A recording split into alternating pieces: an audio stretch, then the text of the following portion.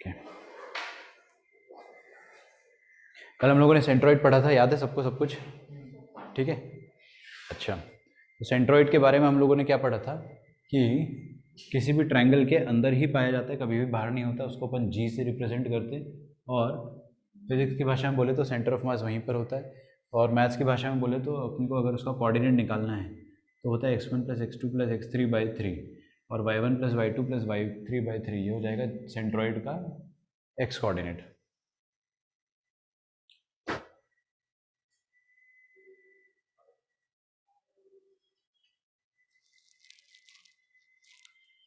ठीक है, आगे बढ़ते हैं। अब हम आगे बात करेंगे। ओके, अभी आ रहा है आयुष। आगे बात करेंगे क्वेश्चन की। Find the mid points of side of triangle. Let us do this. क्या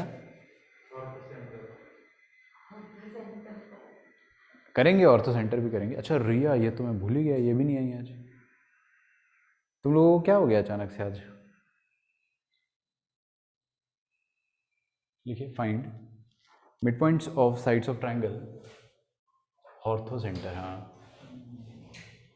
find mid points of sides of triangle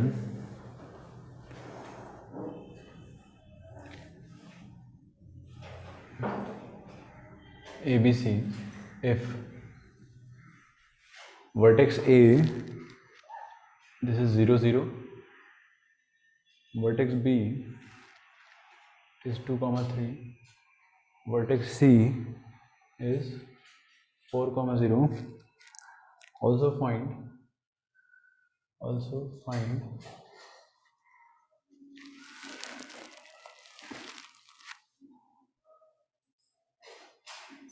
centroid of triangle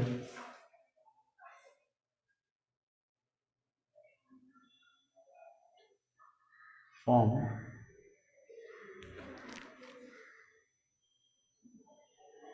by the midpoints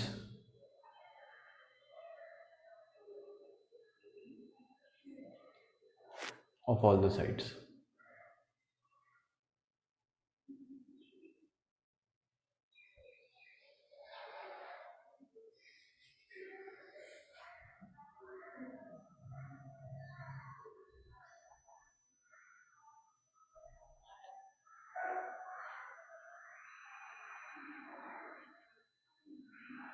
No problem, Ria.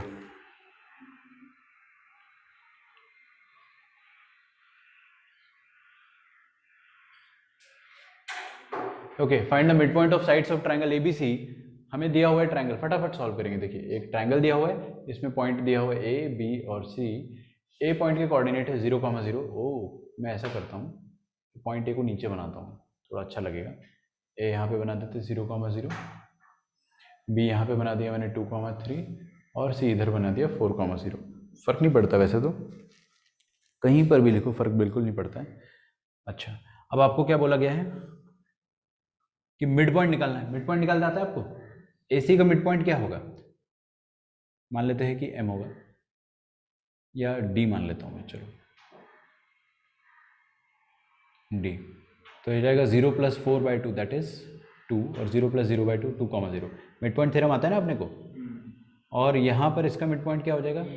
E मान लेते हैं, क्या हो जाएगा ये? 2 + 4 6, 6/2 3, और 3 + 0 3, 3/2 3/2 हो जाएगा। और F कितना हो जाएगा? 0 + 2/2 कितना हो जाएगा? 1, और 0 + 3 3, 3/2 ये आ गया। तो आपको पहले तो बोला था कि find the mid points of sides of triangle ABC, also find the centroid of the triangle. ये मिड पॉइंट को ज्वाइन करने के बाद जो ट्रायंगल बनेगा उस ट्रायंगल का सेंट्रोइड निकालना है आपको, ठीक है। तो किसी भी ट्रायंगल का सेंट्रोइड निकालने के लिए आपको उसकी वर्टेक्स पता होनी चाहिए। वर्टेक्स तो पता ही है। तो सेंट्रोइड ऑफ ट्रायंगल कैसे निकालेंगे?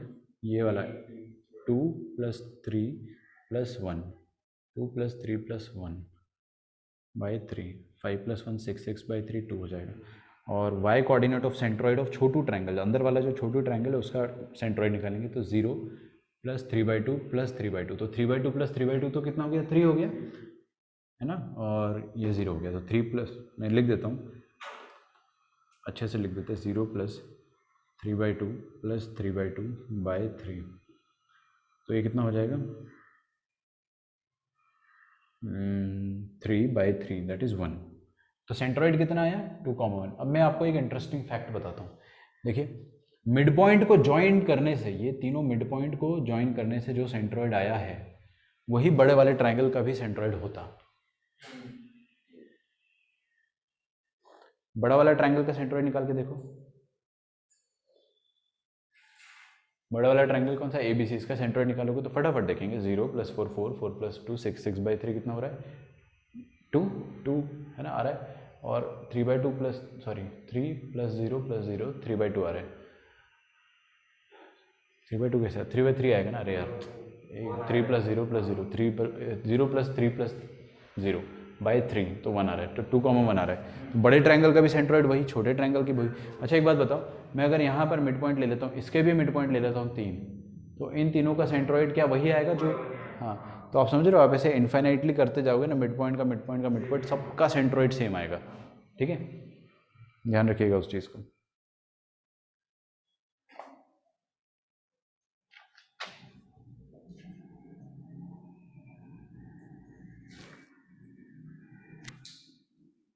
अगला सवाल एक और लिखते हैं अपन, फिर आगे बढ़ेंगे।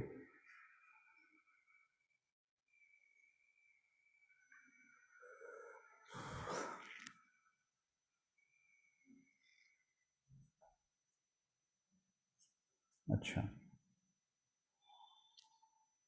ठीक है, क्वेश्चन नहीं है, डायरेक्टली कंसेप्ट है।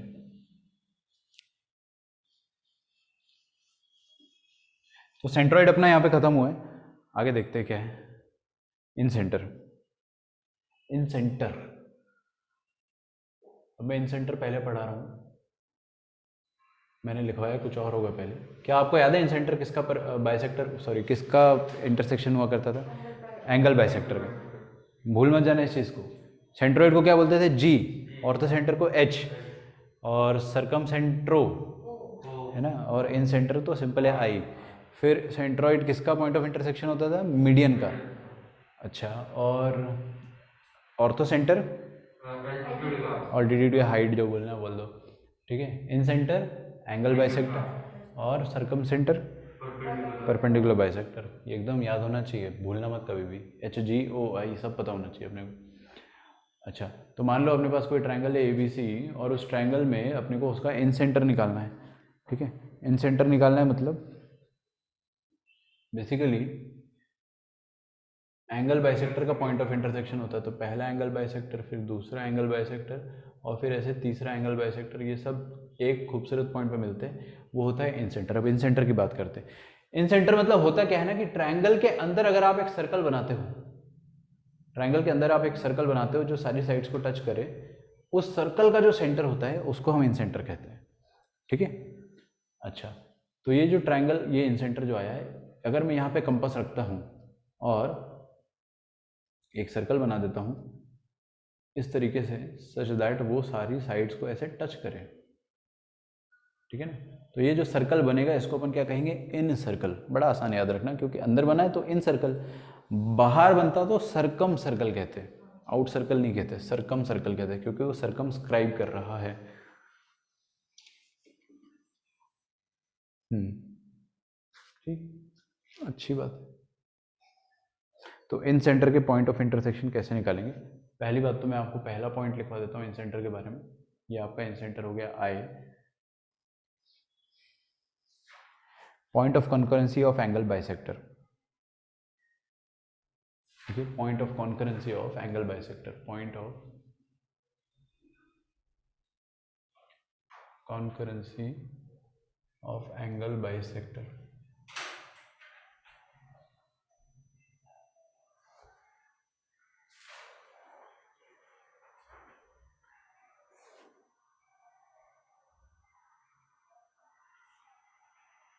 और आप इसको ये भी कह सकते हो कि, अच्छा मैं ना देखो हिंदी में बता देता हूँ आपको, फिर आप इंग्लिश में बताना क्या लिखेंगे। ये जो अंदर वाला सर्कल है उसका सेंटर, ये भी होता है इन सेंटर, तो अंदर वाला सर्कल क्या है, इन सर्कल, इन सर्कल, तो अपन क्या बोलेंगे, centre of in circle, in circle.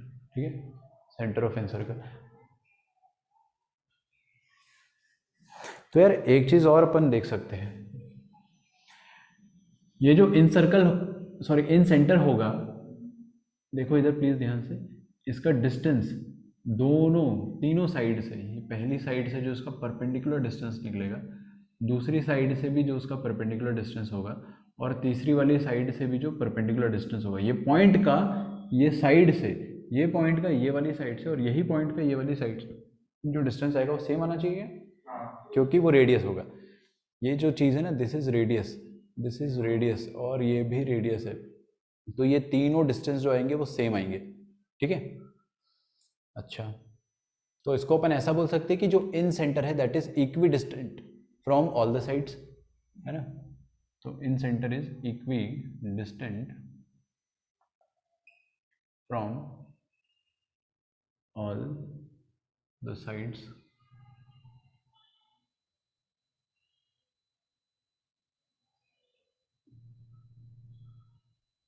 of the triangle.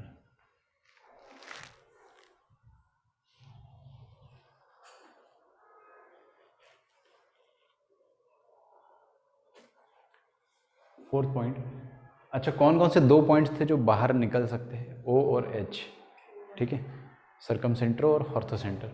तो इन सेंटर बाहर नहीं जाएगा, इसको अपन यही लिखेंगे, irrespective of the triangle, irrespective of the triangle in centre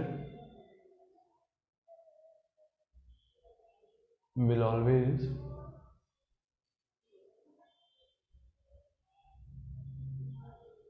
lie inside the triangle.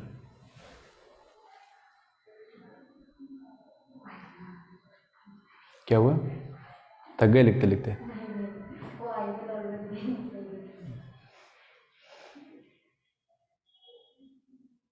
देखो एक और अच्छा तरीका याद रखने का, कौन कौन से दो पॉइंट अंदर रहते हैं, सेंट्रॉइड और इन सेंटर, राइट।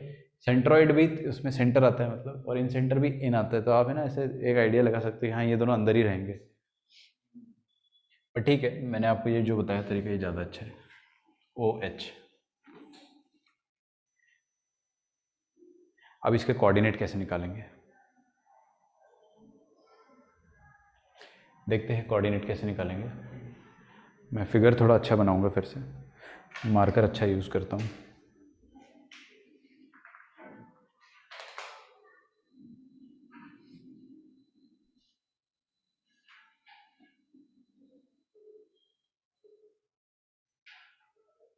ये रहा अपने पास ABC। मान लो कि A के कोऑर्डिनेट है x1, y1, और B के कोऑर्डिनेट है x2, y2, और इसके कोऑर्डिनेट है x3, y3। अच्छा, कैपिटल A के सामने वाला जो साइड है BC, वो साइड का लेंथ है स्मॉल a, समझ रहे हो, लेंथ। अब आप बोलोगे कि सर लेंथ की क्या ज़रूरत पड़ गई, यहाँ पे तो लेंथ की ज़रूरत नहीं पड़ रही थी सेंट्रॉइड में। भाई इन सेंटर में पड़ती, इन सेंटर में लेंथ पता होना चाहिए तीनों साइड का, इज दैट ओके। लेंथ पता नहीं है तो निकाल भी सकते हैं डिस्टेंस फार्मूले से, if you know the coordinates you can easily find the length, right. तो आपको लेंथ पता होनी चाहिए। देखिए, तो A वर्टेक्स के सामने वाले साइड की लेंथ अपन ने A बोल दिया, B वर्टेक्स के सामने वाली जो साइड है उसका लेंथ मैंने B बोल दिया, just to make a good sequence, और C के सामने वाला लेंथ मैंने स्मॉल c बोल दिया। अच्छा, अब आपको क्या करना है, आपको निकालना है इन सेंटर का कोऑर्डिनेट। तो इन सेंटर का कोऑर्डिनेट कैसे निकालेंगे, इन सेंटर का कोऑर्डिनेट होता है, देखिएगा ध्यान से, AX1 plus BX2 plus CX3 divided by A plus B plus C। शांति से देखना पड़ेगा, है ना। कहने का मतलब क्या है कि ये जो A है, ये वाली साइड को उसके सामने वाले वर्टेक्स के x कोऑर्डिनेट से मल्टीप्लाई, x ही कोऑर्डिनेट है ना, मेरे को x कोऑर्डिनेट लिखना है, तो देखो x1, x2, x3 है, तो A को उसके सामने वाले x कोऑर्डिनेट से मल्टीप्लाई करा AX1, B को उसके सामने वाले x कोऑर्डिनेट BX2 से मल्टीप्लाई करा, और C को CX3 मल्टीप्लाई करा, है ना, और नीचे A plus B plus C। ऐसे तो आप मेरे को ये भी बता सकते हो कि y कोऑर्डिनेट क्या आएगा, A y1 plus B y2 plus C y3 upon A plus B plus C, ये आ जाएगा। This is the coordinates of in centre, in centre के कोऑर्डिनेट ये है।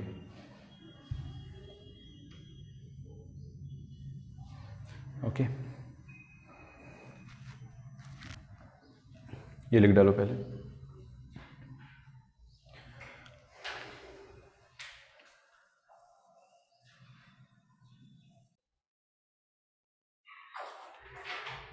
अगला देखते हैं अपन थर्ड है ऑर्थो सेंटर। कौन से अल्फ़ाबेट से रिप्रेजेंट करते हैं इसको अपन? एच से। तो ये ऑर्थो सेंटर है। बेसिकली ऑर्थो सेंटर क्या होता है? Point of intersection of all the altitudes. तो पहला ऑल्टीट्यूड ये बना दिया मैंने, और ऐसे दूसरा ऑल्टीट्यूड बना दिया, और तीसरा ऑल्टीट्यूड। तीनों ऑल्टीट्यूड का जो पॉइंट ऑफ इंटरसेक्शन है वो ऑर्थो सेंटर होता है। तो पहला पॉइंट लिखेंगे point of concurrency of altitudes. Point of concurrency of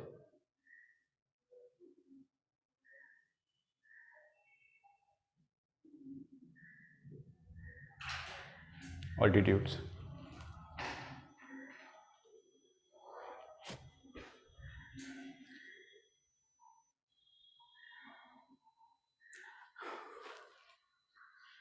अच्छा, अब ध्यान से देखना है ना, इसमें जो ऑर्थो सेंटर है वो हमेशा अंदर नहीं रहता है ट्रायंगल के, कभी कभी बाहर हो जाता है।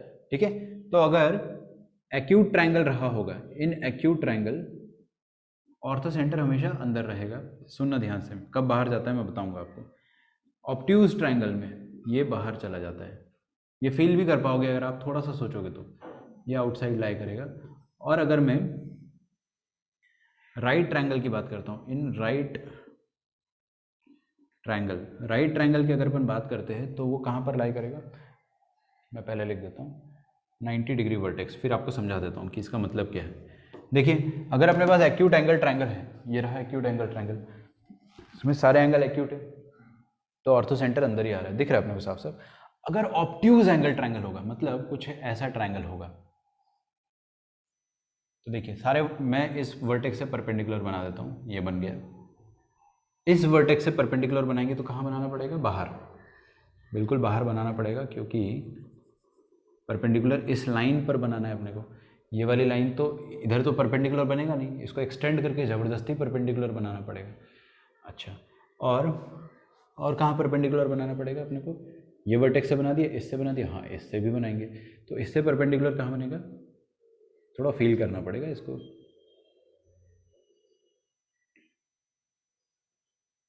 ठीक है,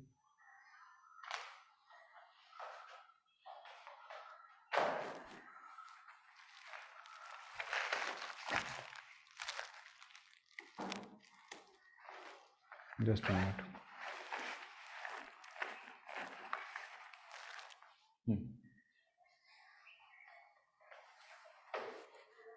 ये देखिए, तो मैंने क्या करा, तीनों परपेंडिकुलर बना डाले। अब उन तीनों परपेंडिकुलर को देखते हैं कि वो मीट कहाँ करेंगे। तो ये रहा आपका दूसरा परपेंडिकुलर,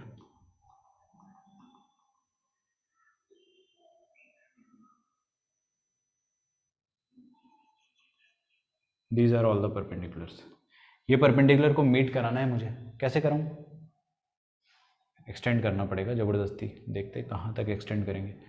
सबको एक्सटेंड करा मैंने, तो मान लो कि वो ऐसे मिलेंगे बाहर। ठीक है, ये वाला जो पॉइंट हुआ ना, इसको अपन कहेंगे ऑर्थो सेंटर, तीनों परपेंडिकुलर के पॉइंट ऑफ इंटरसेक्शन। अभी ये जो ट्रायंगल था उससे तो बाहर ही है। What was our triangle? Triangle was ABC, ऐसा बोल देता हूँ मैं, ये A, ये B और ये C है।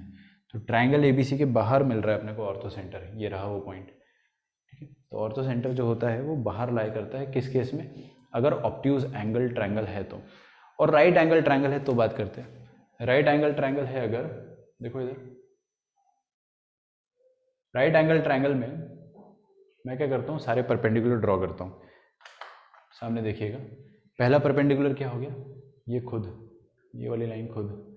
दूसरा, ये वाली लाइन खुद हो जाएगी परपेंडिकुलर। और तीसरा क्या हो जाएगा, यहीं से आने सामने वाली लाइन पे। तो ये तीनों रेड वाली लाइंस कहाँ पर मिल रही? यहीं पे मिल रही, 90 डिग्री के वर्टेक्स पे। ठीक है, तो ये 90 डिग्री के वर्टेक्स पे लाई कर रहा है, तो राइट एंगल ट्रायंगल पे it is lying on the triangle, triangle की बाउंड्री पर लाई कर रहा है ये, और यहाँ पे ट्रायंगल के बाहर है, और यहाँ पर ट्रायंगल के अंदर है।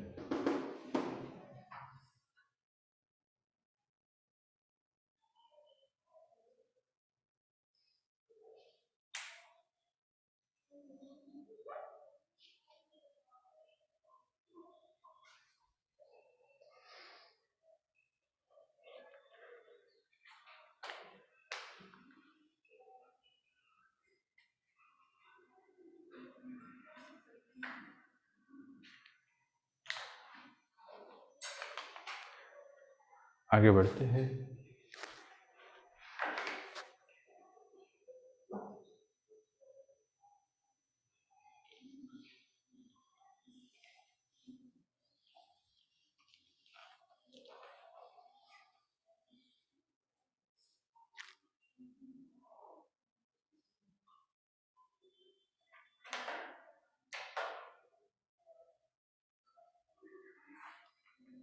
सरकम सेंटर लास्ट, सरकम सेंट्रो किससे रिप्रेजेंट होता है? ये ओ से।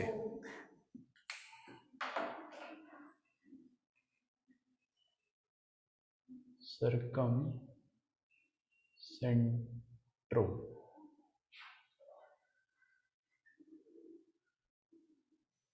What is this? Point of intersection of perpendicular bisectors. तो मैं यहाँ पे 3 परपेंडिकुलर बाइसेक्टर खींच सकता हूँ। पहला परपेंडिकुलर बाइसेक्टर हो जाएगा ऐसा कुछ, सॉरी परपेंडिकुलर नहीं होगा ना फिर।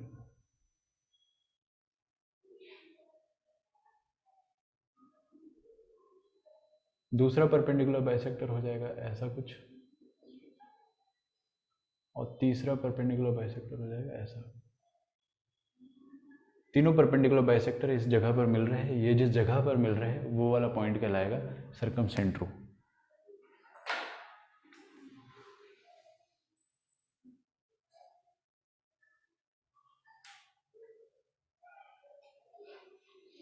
तो बारी बारी से इसके बारे में लिख देते हैं अपन। सबसे पहले point of concurrency of perpendicular bisector,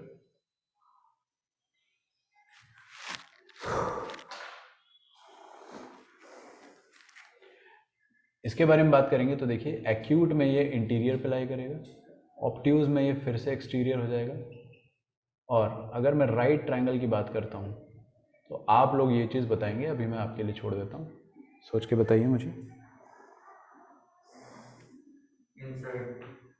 right triangle की बात हो रही है।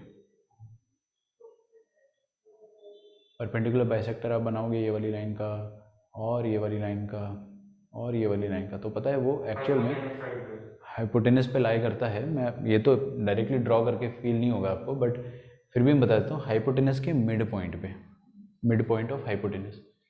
तो मिड पॉइंट ऑफ हाइपोटेनस, ठीक है। ऑब्वियसली अपने को उसको टू द स्केल बनाना होगा तो जाके ज़्यादा समझ में आएगा।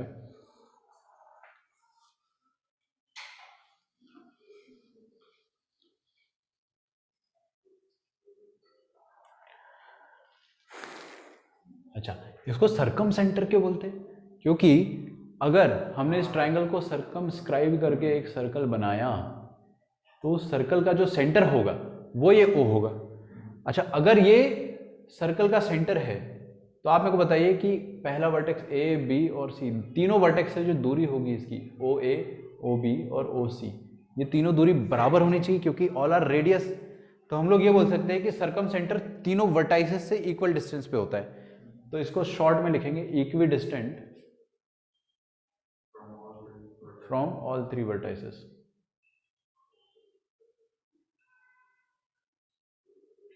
Equidistant from all 3 vertices.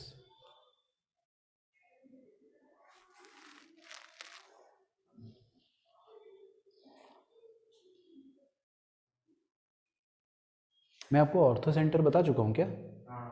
अच्छा, मैंने इसका फॉर्मूला नहीं लिखवाया आपको, कोई बात नहीं, इसका फॉर्मूला खैर याद रखने लायक भी नहीं है, बट फिर भी बता देता हूँ अगर थोड़ी सी जगह हो तो।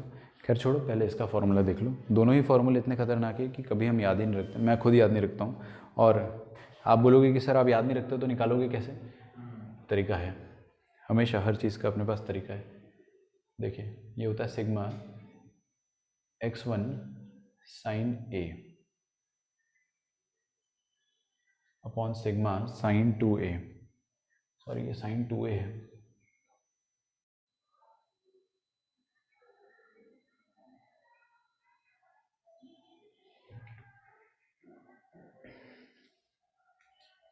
इसका मतलब क्या होगा मैं आपको बताता हूँ, पहले आप कम से कम लिख तो लो। क्या ये यूज़ करना रहेगा सर हमें? ना, तो क्यों लिखवा रहे हो? ऐसे ही, हाँ यही समझ लो, ठीक है।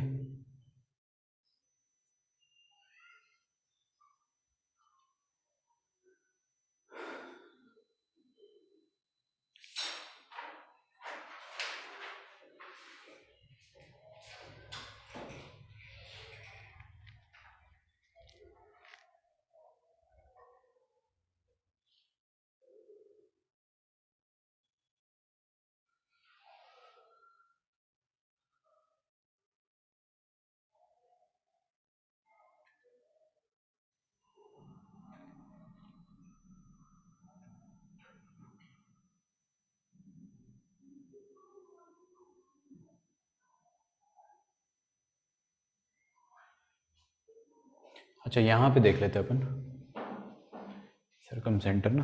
देखो सारी बातें ख़त्म हो गई है, समरी ले लेते हैं और फिर अपन डायरेक्टली क्वेश्चन सॉल्व करेंगे। कुछ और चीज़ें बताऊंगा मैं आपको, कुछ रह गया था ना यार। हाँ,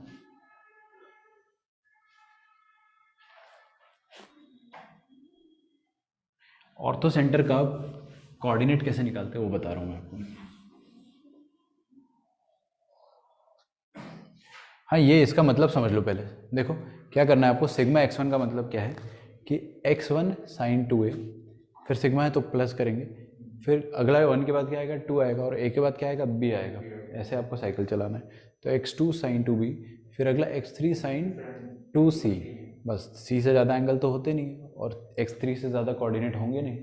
नीचे भी क्या आ जाएगा, sigma sine 2a plus sine 2b plus sine 2c। ये कब एप्लीकेबल होगा, जब आपको तीनों एंगल ABC पता हो, है ना, और तीनों कोऑर्डिनेट आपको x1 y1 और sorry x2 y2, x1 x2 x3 ये तीनों पता हो, और y1 y2 y3 पता हो। ऑफ कोर्स कोऑर्डिनेट पता होना बहुत बड़ी बात नहीं है, लेकिन एंगल पता होना बड़ी बात है ना। ये तो अपने को नहीं गिवन होगा क्वेश्चन में। सिमिलरली यहाँ पर भी आप नीचे लिखना, मैं ऊपर लिख रहा हूँ, sigma x1 tan a upon sigma tan a sigma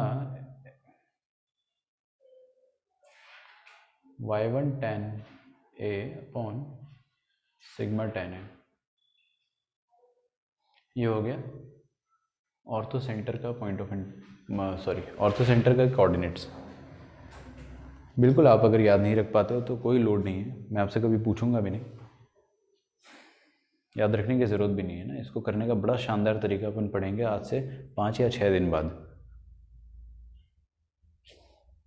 summary देख लेते हैं अपन।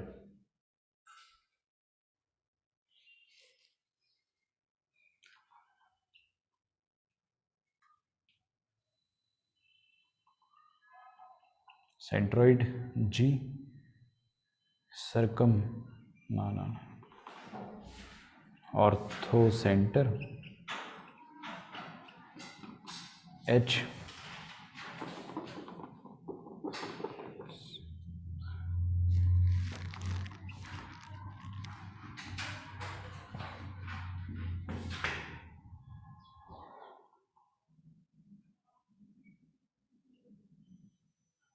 देखिए सेंट्रॉइड को बोलते हैं अपन जी, ऑर्थो सेंटर को एच, इन सेंटर को आई और सरकम सेंटर को ओ। सेंट्रॉइड किसका होता है, point of intersection of medians, ठीक है। ऑर्थो सेंटर होता है point of intersection of height या ऑल्टीट्यूड, ऑल्टीट्यूड या हाइट। इन सेंटर होता है एंगल बाइसेक्टर का पॉइंट ऑफ इंटरसेक्शन, और ये होता है परपेंडिकुलर बाइसेक्टर। बस ये टेबल बना लो आप, क्योंकि आज तो आपको ये याद होगा लेकिन भूलने में समय नहीं लगेगा, और जिस दिन आप भूल जाओगे, आप नोट्स पे दोबारा आओगे तो आपके पास ऐसा लिखा होगा तो फटाफट आपसे रिवाइज हो जाएगा कि centroid G medians, orthocentre H altitude, incentre I angle bisector, circumcentre perpendicular bisector. Alphabets तो आप नहीं भूलोगे, ज़्यादा से ज़्यादा आप ये भूल सकते हो।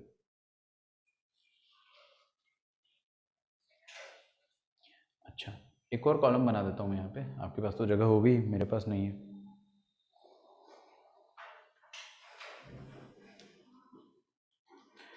अच्छा, जो सेंट्रॉइड होता है वो ट्रायंगल के हमेशा इनसाइड पाया जाता है, राइट। अच्छा, एच जो है वो एक्यूट के केस में इनसाइड पाया जाएगा, और ऑब्ट्यूज के केस में आउटसाइड पाया जाएगा, और राइट के केस में कहाँ पाया जाएगा वो आप मेरे को बताओगे। हाइट वाला, ऑल्टीट्यूड वाला, राइट के केस में 90 डिग्री का वर्टेक्स, ठीक है। तो राइट के केस में 90 डिग्री के वर्टेक्स पर पाया जाएगा। इन सेंटर की बात करते कोई लफड़ा नहीं है, ये भी हमेशा इनसाइड। अब बात करते हैं सरकम सेंटर की, तो एक्यूट के केस में इट इज इनसाइड, ऑब्ट्यूज के केस में इट इज आउटसाइड, और हैंड राइटिंग आप लोग समझ जाना है ना, ऑब्ट्यूज के केस में आउटसाइड, और राइट के केस में कहाँ होगा, मिड पॉइंट ऑफ हाइपोटेनस।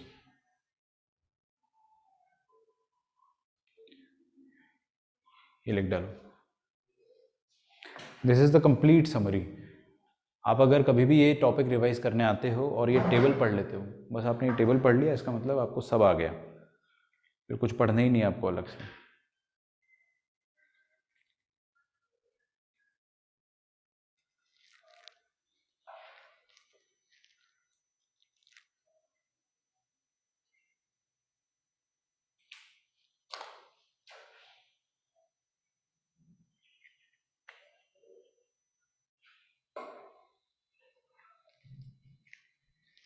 देखो याद रखने का तरीका क्या है, इसके नीचे आप लिख लेना OH, ओ बाहर निकल गया।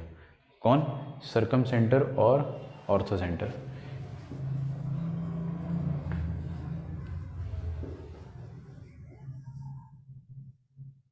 ठीक है, तो बस यही बाहर निकलता है। आउटसाइड यहाँ पे देखा आउटसाइड, और यहाँ पे भी आउटसाइड, और किस केस में निकलता वो हमको पता ही है। So this is all about all the important points. हाँ, इसके बारे में कुछ और बात करेंगे अपन।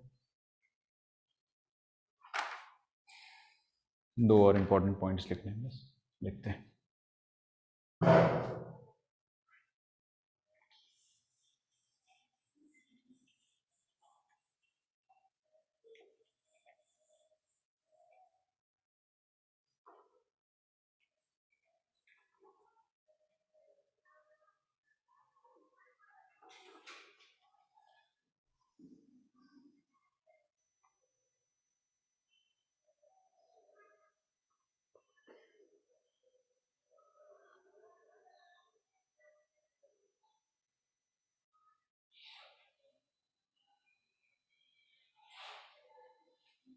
देखिए इंपॉर्टेंट नोट,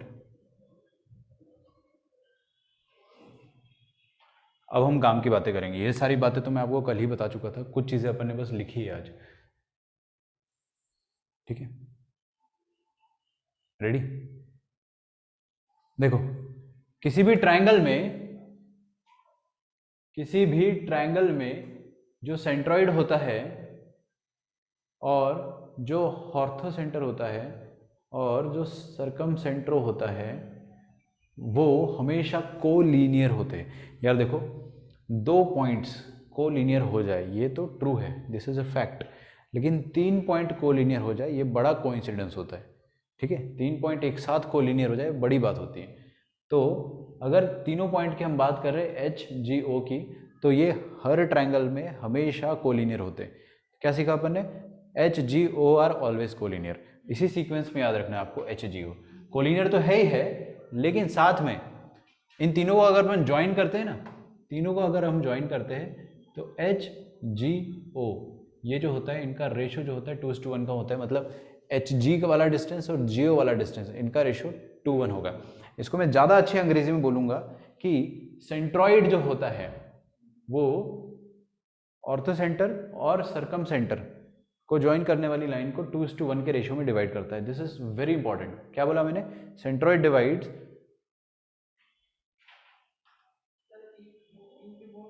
हाँ,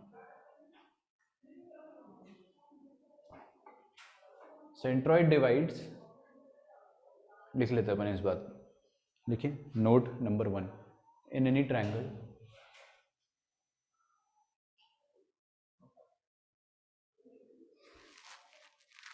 HG and O are always collinear, always collinear.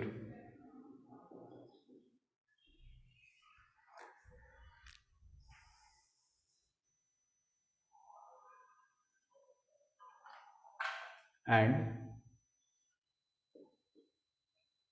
centroid, G मतलब centroid, divides the line joining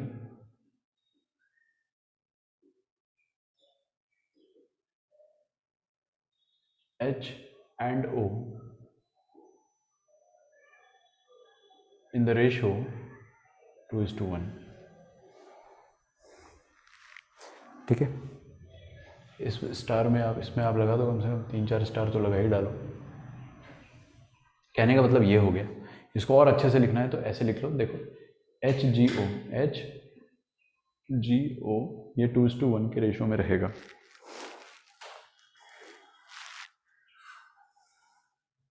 second point हम लोग लिख चुके हैं, मैं दोबारा लिखवा रहा हूँ ताकि याद हो जाए फिर से। आपको मैंने कल ही बताया था सेंट्रोइड के बारे में। क्या बताया था? किसी ट्रायंगल में अगर मैं सेंट्रोइड बनाता हूँ, मतलब मैंने मीडियन बनाया और ये सेंट्रोइड मीडियन पर ही लाई करेगा, है ना, तो वो मीडियन को 2:1 के रेशियो में डिवाइड करता था, याद करो, वर्टेक्स की तरफ वाला 2 और नीचे वाला 1। तो क्या बोलेंगे अपन इसको? Centroid divides the median in the ratio of 2:1।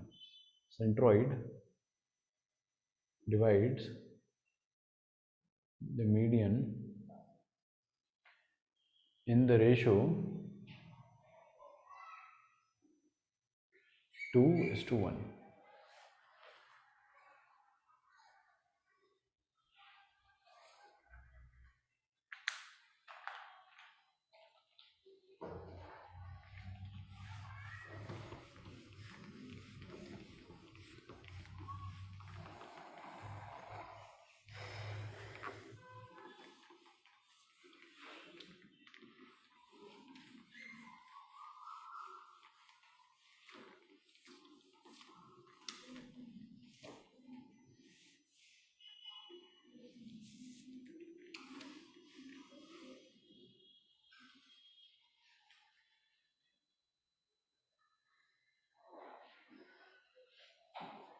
चलिए, सारी थ्योरी खत्म हो गई, सबसे अच्छी बात ये है अब अपने को थ्योरेटिकल कंसेप्ट कम पढ़ने, न्यूमेरिकल क्वेश्चंस ज़्यादा करने हैं, और this is just the introduction of straight lines. अब हम लोग मेन कंसेप्ट में धीरे धीरे घुस रहे हैं। पहले मैं आपको एक क्वेश्चन देता हूँ, लिखो mid points of sides of triangle,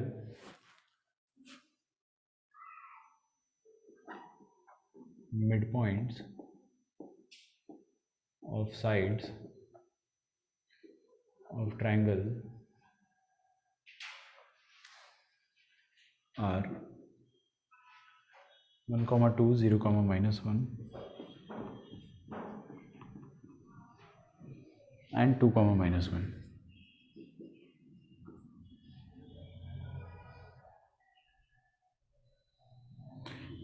Find the coordinates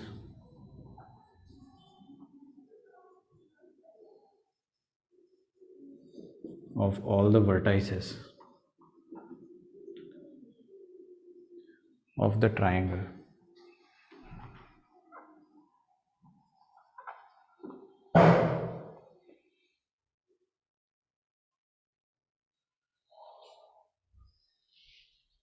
Is that okay? पहले तो क्वेश्चन आपको 2 बार ध्यान से पढ़ना पड़ेगा, मैं कुछ भी नहीं हिंट देने वाला हूँ इस क्वेश्चन में। It's an easy question, I mean not so easy, but बिल्कुल आप लोग कर सकते हो क्योंकि अपन ने सिमिलर क्वेश्चन थोड़ी देर पहले किए। सॉरी, हाँ, इसको पहले खुद से करो आप ट्राई, फिर अपन मिलते हैं ब्रेक के बाद। ओके, देखते हैं वाला क्वेश्चन का सॉल्यूशन, यहाँ पे देखते हैं।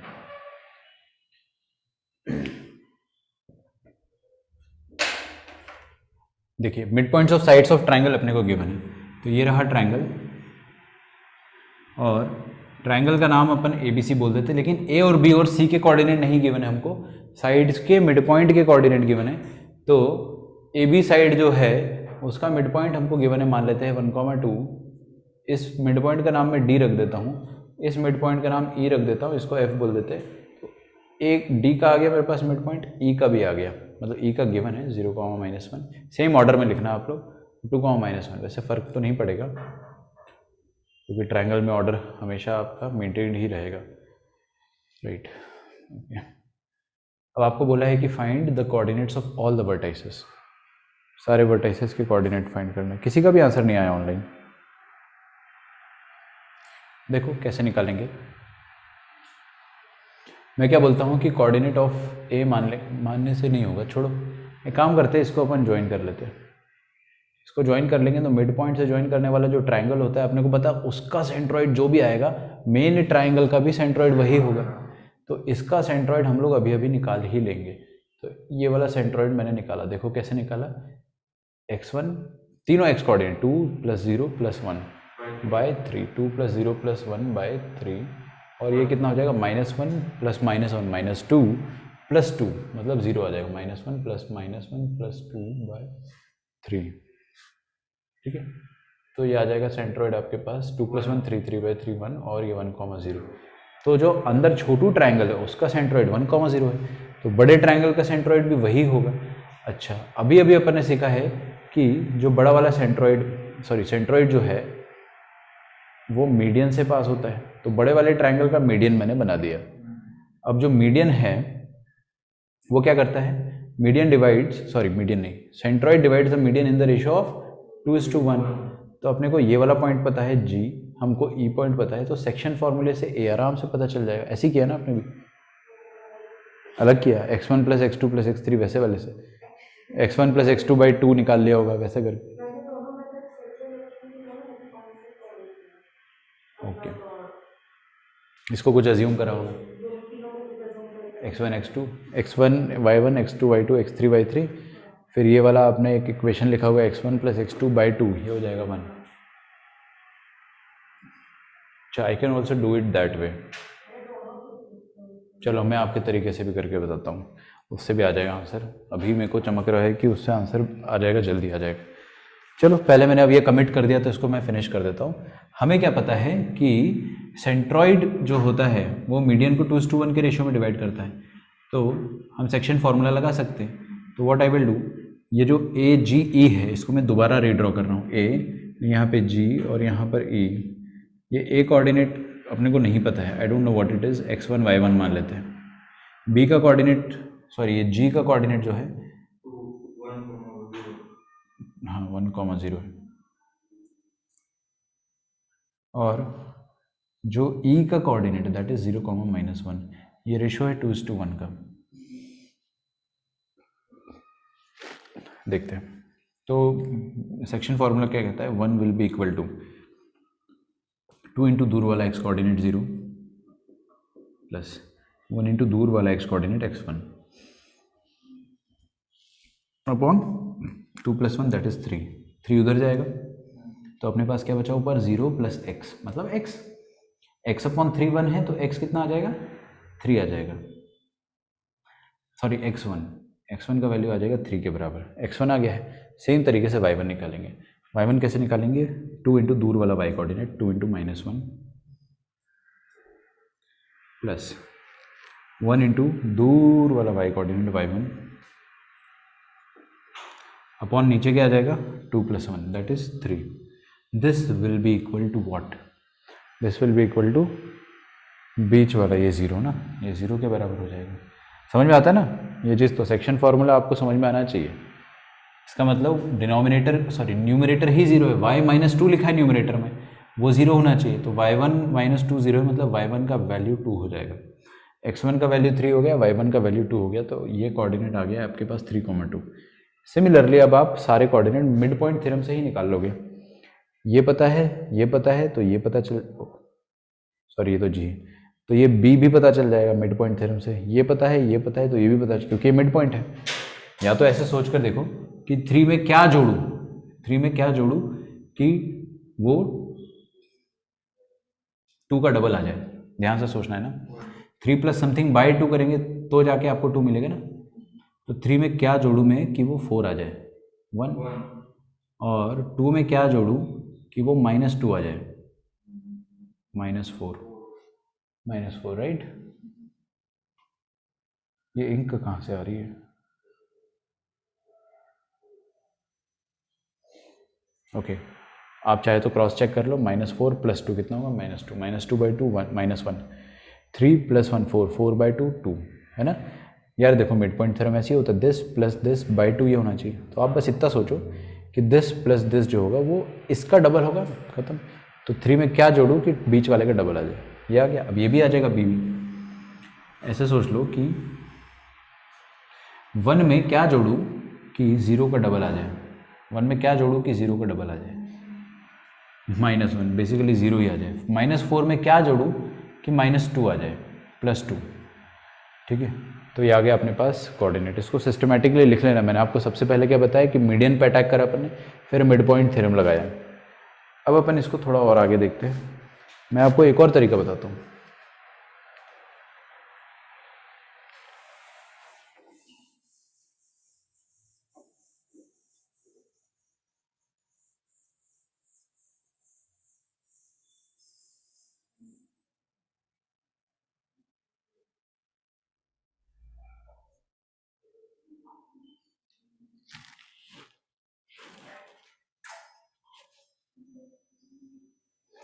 Okay, what I was going to do, method number two देखिएगा, बहुत ही अच्छा मेथड है और बहुत शानदार है, बहुत इफेक्टिव है, नहीं चमकता दिमाग में। बहुत रेयरली ऐसा होगा कि किसी के दिमाग में चमक जाएगा। x2y2 और पॉइंट सी हो जाएगा x3y3। यार देखिए, इस ट्रायंगल का जो सेंट्रॉइड होगा वो छोटू ट्रायंगल के सेंट्रॉइड के बराबर होगा, है ना। अच्छा, और अपने को ये मिड पॉइंट पता है, ये मिड पॉइंट पता है, ये मिड पॉइंट पता है क्या? व्हाट इज दिस 1 2 0 -1 और 2 -1 और वो 1 2 हो जाएगा। तो यार मिड पॉइंट थ्योरम से बताइए, x1 प्लस x2 बाई 2 करूंगा मैं, ना याद रखना, दिस इज इक्वल टू 1 के बराबर, तो बाई 2 जो था 2 × 1 कर दिया। उसी तरह से x2 plus x3 by 2, x2 plus x3 by 2 लिखूंगा, दिस इज इक्वल टू 0, मतलब 0 ही होगा। और x3 plus x1 by 2, x3 plus x1 by 2 will be equal to 2, मतलब 2 × 2 4। अच्छा ठीक है, अच्छी बात है। सेंट्रॉइड अपने को पता है 1,0 आ रहा है। दूसरा सेम y कोऑर्डिनेट के साथ करेंगे अपन, y1 plus y2 by 2, y1 plus y2 by 2 will be equal to 2, मतलब 4 के बराबर। फिर y2 plus y3 plus y3 by 2 आएगा, दिस इज इक्वल टू -1, तो बाई 2 तो उधर चला जाएगा, -2 हो गया। फिर y3 plus y1 by 2, this is equal y3 plus y1 by 2 is equal to -1 आएगा, लेकिन नीचे बाई 2 रहा होगा, वो -2 कर देगा। चलिए, यहाँ तक अपने को तो समझ में आ रहा है। अब क्या करें? अब मेरे को एक बात बताओ आप लोग, जो बड़ा वाला ट्रायंगल है उसका भी सेंट्रॉइड 1,0 होगा। ये तीनों इक्वेशन को ऐड करा मैंने, तीनों को ऐड करोगे तो x1 दो बार आ रहा है, x2 दो बार आ रहा है, x3 दो बार आ रहा है, तो सब कुछ दो बार आ रहा है, तो 2 कॉमन आएगा, x1 plus x2 plus x3 bye, बस इतना। और RHS में क्या आ जाएगा, 2 + 0 + 4 that is 6। Is that okay? आपको एक सेकेंड, मेरे को x1 x2 x3 निकालना है ना।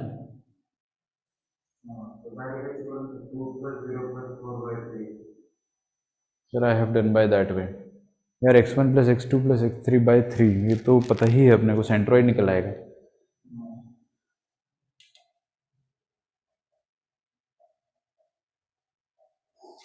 तीनों को ऐड करने से तो मेरा सेंट्रॉइड निकल आएगा ऑब्वियसली, लेकिन मेरे को सेंट्रॉइड पता है, कुछ और करना पड़ेगा अपने को। x1 x2 तो x3 चाहिए।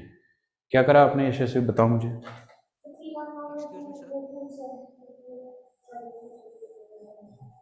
बारी बारी से x1 उठा के कहीं डाला हुआ है, फिर उसको उठा के कहीं और डाला हुआ है, x1 x2 x3 आ जाएगा।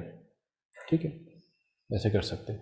तो x1 को उठा देंगे अपन, 4 - x3 यहाँ डालेंगे, 4 - x3 + x2, this is equal to 2।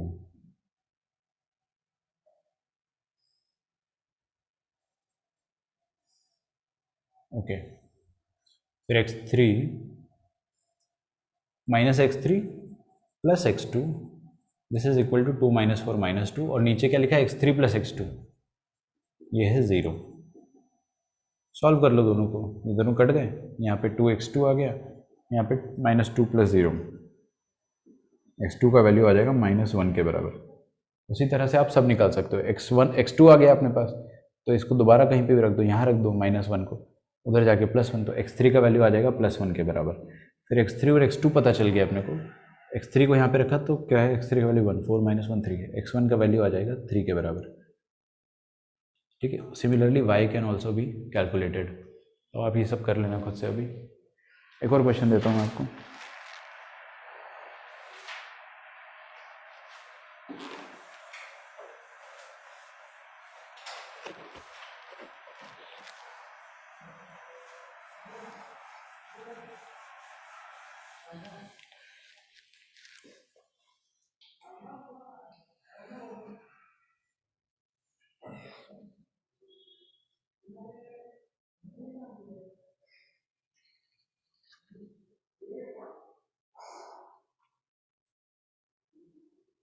देखो, if x1 x2 x3 are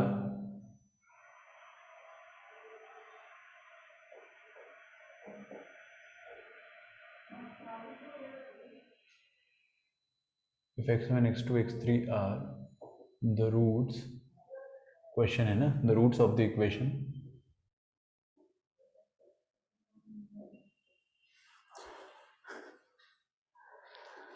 x cube minus 3 p x square plus 3qx minus 1.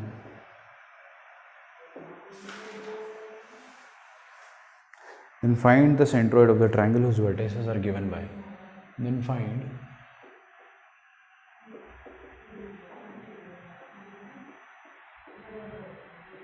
the centroid of the triangle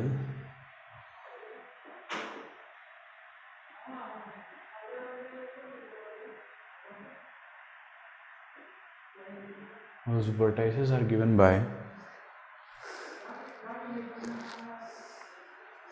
okay, x1 comma 1 by x1,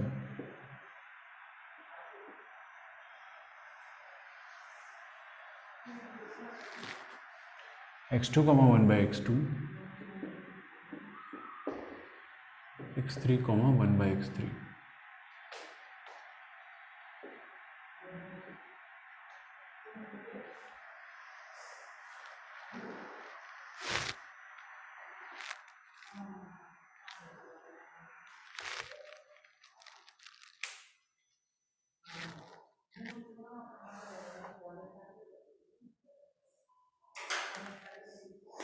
ये तीनों roots है, आपको centroid निकालना है एक ऐसे triangle का जिसके तीनों वर्टेक्स ये है। सेंट्रॉइड का फॉर्मूला अपने को पता है, x1 plus x2 plus x3/3 हो जाएगा, और y1 की जगह 1 बाई x1 है, 1 by x2 plus 1 by x3/3 हो जाएगा।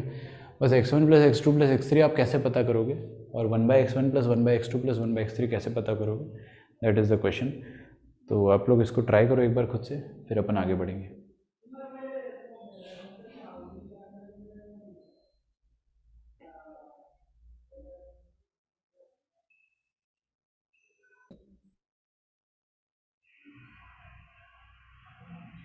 देखिए, then find the centroid of the triangle whose vertices are this। तो सेंट्रॉइड क्या होता है, x1 plus x2 plus x3 by 3, ठीक है। तो काश अपने को सम ऑफ द ये तीनों sum of the values of x1 plus x2 plus x3 पता होती, और दूसरा वैल्यू क्या हो जाएगा, 1 by x1 plus 1 by x2 plus 1 by x3 by 3। ये हो जाएगा सेंट्रॉइड के कोऑर्डिनेट, सेंट्रॉइड का कोऑर्डिनेट। अच्छा, ये क्यूबिक दे रखी है, x cube minus 3p(x²) plus 3qx minus 1 equals to 0।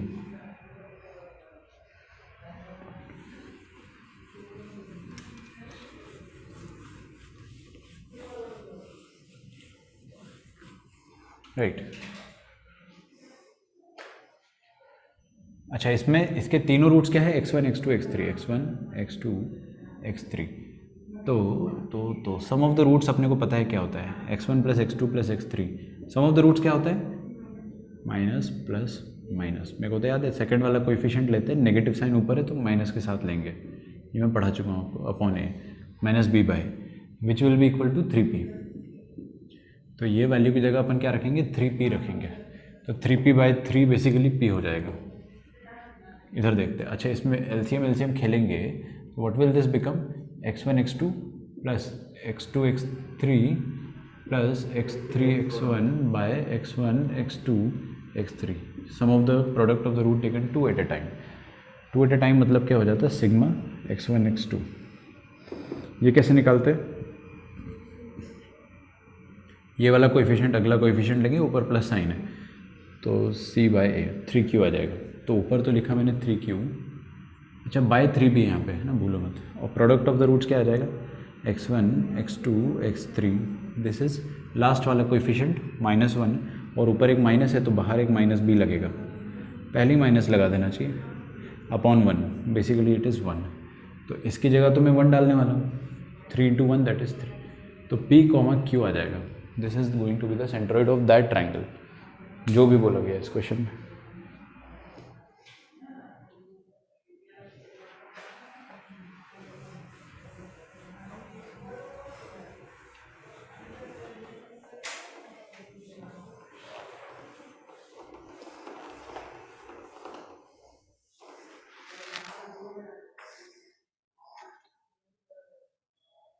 अगला सवाल देखते हैं। ये आज का लास्ट क्वेश्चन रहेगा अपना, आपको मैं छोड़ दूंगा इसके बाद, क्योंकि इसके बाद वाला कंसेप्ट एकदम नया है, तो उसको अपन फिर कल ही पढ़ेंगे। The vertices of triangle ABC, इसी में टाइम लग जाएगा ऐसा मुझे लग रहा है, देखते हैं।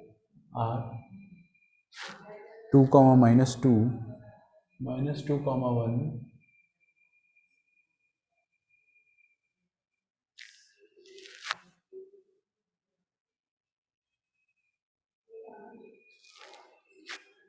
and 5, 2.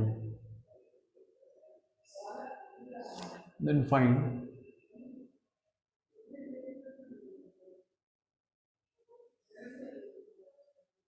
the distance between its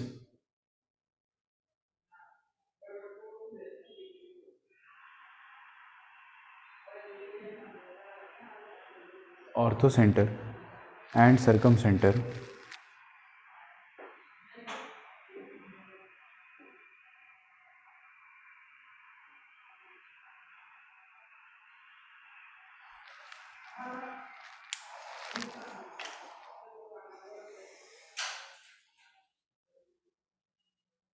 the vertices of triangle दे रखा है अपने को। Then find the distance between its orthocentre and circum centre.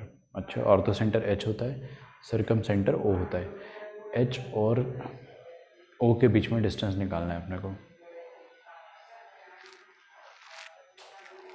तो पहले H निकालना पड़ेगा, फिर O निकालना पड़ेगा। और कोई प्रॉपर्टी H और A की, HGO वाली, बट उसमें 2:1 है, बट उसका कुछ फ़ायदा नहीं हो पाएगा। We can find the value of G of course, but distance फिर भी नहीं निकल पाएगा। ड्रॉ करके देखते हैं इसको अपन। हाँ, क्या होता है ना कि ऐसे में आपको शक होना चाहिए कि कहीं राइट एंगल ट्रायंगल तो नहीं। कैसे पता करेंगे? राइट एंगल ट्रायंगल की तो साइड्स की लेंथ निकाल के देखनी ही पड़ेगी।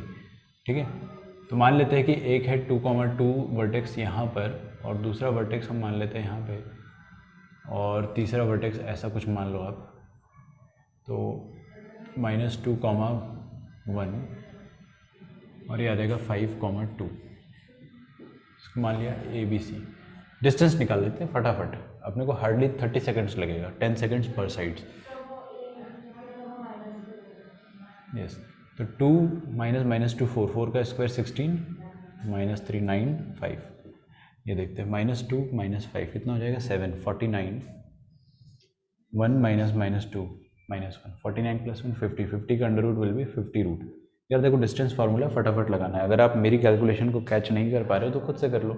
5 -2 3, 3 का स्क्वायर 9, 2 -2 4, 4 का स्क्वायर 16, 9 + 16 25, 25 + 5 विल बी 5। तो 5 5 और √50, अगर ये वाकई में राइट एंगल ट्रायंगल है तो डेफिनेटली ये सबसे बड़ा साइड है, तो ये हाइपोटेनस होना चाहिए। चेक करके देख लेते, क्या हाइपोटेनस का स्क्वायर एक्चुअल में base square plus perpendicular square या बचे हुए दोनों साइड्स के स्क्वायर के सम के बराबर है ना? 50 = 50 आ रहा है, मतलब definitely this is a right angle triangle. ये राइट एंगल ट्रायंगल है, तो will have to redraw it properly. तो अपन इसको रीड्रॉ कर लेते हैं। अब इसमें राइट, ये हाइपोटेनस हो जाएगा, हाइपोटेनस के सामने ही 90 होता है, तो ये 90 डिग्री हो जाएगा, है ना? तो अच्छे से बना देता हूँ मैं इसको। पहले तो ये राइट एंगल ट्रायंगल बनाया मैंने, 90 डिग्री वाला A वर्टेक्स हो गया, तो 2, -2 बोल दिया मैंने इसको। फिर ये हाइपोटेनस BC कहीं पे भी लिखो, कुछ फर्क नहीं पड़ता है। मैं B को यहाँ लिख देता हूँ -2, 1, और C को लिख दिया 5, 2। अब आपको जो बोला है वो कर दो। आपको क्या बोला उसने कि ऑर्थो सेंटर और सर्कम सेंटर।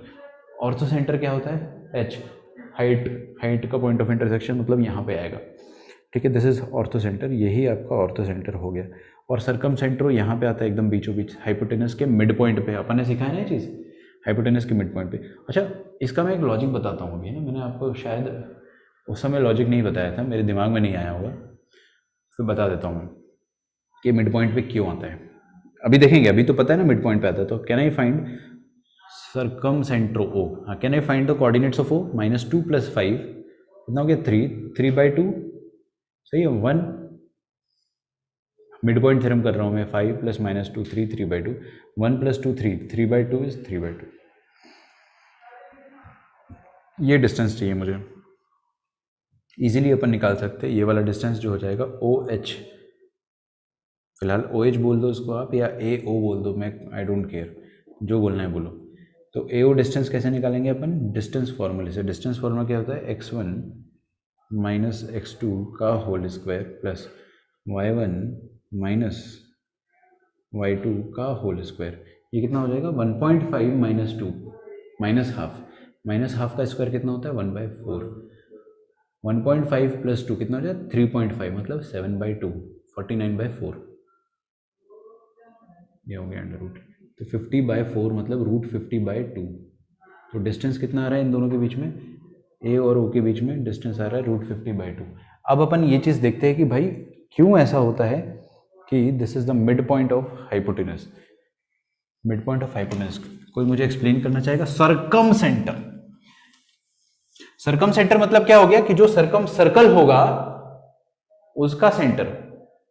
इस ट्राइंगल को सरकम सर्कल करने वाला एक सर्कल तो बनाया होगा भगवान ने, उस सर्कल को अगर मैं ड्रॉ करता हूं तो दिस इज द सर्कल। अच्छा ये एंगल क्या है, राइट एंगल ट्राइंगल है, तो दिस इज 90 ना।